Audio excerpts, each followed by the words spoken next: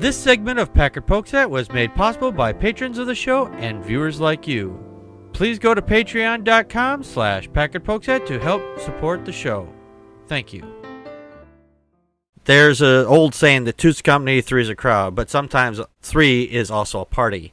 But but it depends on what kind of threes you're talking about, of course. When it comes to science, in this particular part there, over in Britain, they have worked out a way where it's not going to take two people to make a baby. It's going to take three to make a baby. What's interesting about that is sometimes when women have a problem with their mitochondrial, it's like the food a fetus would eat off of to mature. It's damaged somehow or it's unhealthy, and this causes birth defects. They will take an egg from a donor and they will remove the DNA part, the nucleus from the other mother, take that out. So this way you just have what's left is the mitochondria. And like I said, that's just the food. And then they take the DNA from the woman who wants to have the child and they insert that into the mitochondria. They stick that in there.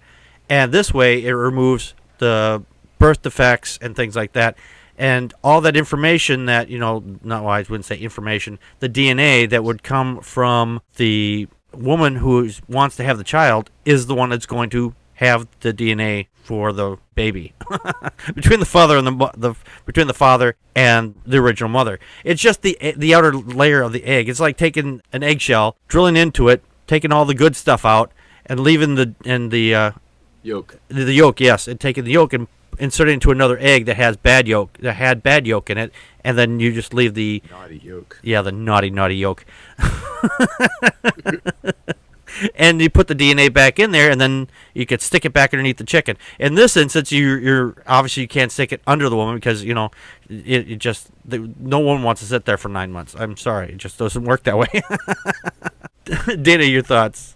Yolk's on you. Yeah. Couple things. I'm really glad that mitochondria is finally getting some press. I mean, we haven't heard anything about mitochondria since controversial levels found in Anakin Skywalker in Star Wars Episode 1. I think that's metachlorians. I think what you're thinking of there. Oh, fantastic. I was unaware of that. Yeah, so of course this is causing quite an uproar in the Christian conservative contingency. Mm-hmm. In England that still exists, which is actually surprising. But they're in an uproar with all kinds of ethical and religious objections. But I'm not sure really why Christian conservatives would be too up in arms about it. I mean, they do always claim that there's always a third person in the room. Yeah. What's really weird is because they think that if you're going to do this, that they think that they're actually killing another baby to make one baby, and that's not the case. It's just the mitochondria. There's no DNA. There's no child there. It's just it hasn't been fertilized. Yeah, it hasn't been fertilized yet. Yeah, and it's just so bizarre that the fact is, last week the Catholic and Angelic churches in England said the idea was not safe or ethical, not least because it involved the destruction of embryos. It's like it's not even an embryo. An embryo would be something if the sperm and the egg had already come together. At this point, it's just an egg, and billions of women have a thing called a period, and an egg gets flushed out every month. Where is the outrage for those women having those periods and flushing those eggs down the toilet? You don't hear them screaming about it. No, because it's the same fucking thing, people. Yes, but they do scream about the little boys who are whacking their seeds out in their socks. Exactly. Tom, your thoughts? I think it's just the next step in removing us from the evolutionary process. Interesting. We're figuring out ways to get around disease, mm-hmm. and the things that used to keep people from having kids. Mm-hmm.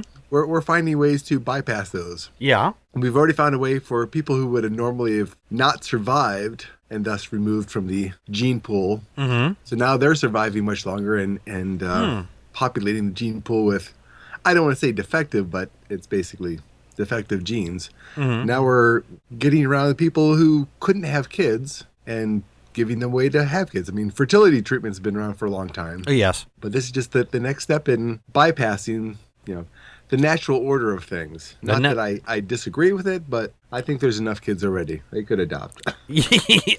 People adopt. Yeah, there's a lot of children out there, so if you can adopt, yeah, definitely do that. But I think this is an interesting step. I mean, they first had a problem with people having the first test tube babies. They took the sperm and the egg, and instead of having it fertilized in the womb, as natural, and they did it in a petri dish, basically. And this was the first test tube babies, and nothing happened to them. I mean, I think what the religious people think, if you have the egg and the sperm fertilized outside the mother, it doesn't get a soul or something. But there's no proof of souls either. But yeah, you can really see the fear on the minds of conservatives when they clamor on about designer babies and then invariably invoke Hitler and the nation and stuff. But let me just get this straight. They're afraid of making babies who are free of diseases? Yeah, because if they're free of diseases, then God can have a hand in making them. Yeah. It's another case of people being afraid of things they don't understand. And right. Finally, to your point, Tom, about, I agree with you on overpopulation. However, but one of the things, there was one good point in this article specifically where it said that this process will result in babies with only 0.1% of their DNA from the second woman and is a permanent change that would be passed down through the generations. So essentially, you could eradicate this disease over time. Yeah, that's also true. Yeah. So it's a. I like to think of it. It is an evolutionary step, but I think it's a forced evolutionary step, kind of like when we do with forced breeding with dogs. Because if we want one kind of dog, we go, okay, I want a half pug and I want half Doberman Pinscher. So then, Ew. What's that? Ew. I'm just saying. Nobody wants that. Or a half poodle, half pug.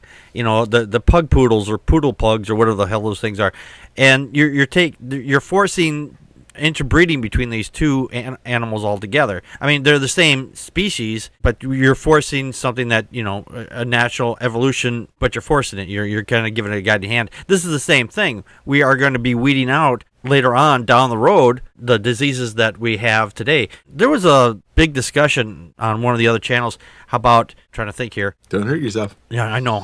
Autism. And what if it's something that's in the mitochondria that's causing the autism from the child, or causing the child to get autism? And by doing this, we eventually eliminate people having autism. It's just a thought, because there's a big brouhaha about that right now. So, well, that's kind of what I was getting at when we are removing ourselves from the evolutionary process. I figure eventually people are, say, at a high risk of having kids that were with Down syndrome. Mm-hmm.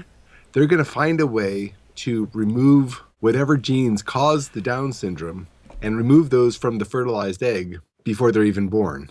And basically find a way to remove that gene from the gene pool. Mm-hmm. So in the long run, it's a good thing. Yes.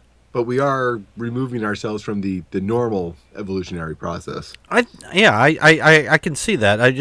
I think it's a good, important step. In a way, this could be I don't want to say a new breed of human, but it'd be Homo superior at some point, maybe. Like X-Men, they say there's the Homo sapiens and Homo superior, but yeah. So, but eventually the first child is supposed to be born sometime next year in 2016. So this is this is a fascinating story. So I think the reason the religious are upset about it is they feel like the doctors and the technology is playing God. Mm-hmm. We're bypassing God's will by imposing our will over it. Yeah. For those who believe in God. How do they know that God didn't want us to do this? Right, exactly. Yeah. How do they know? Yeah. So the very first super child born already, at least to them, was Kanye and Kim's kid. It definitely would be moving us out of what the normal evolution for what we have had and move us into something that's new. But I mean, eventually it's just a step apart from where we were to where we're going to be.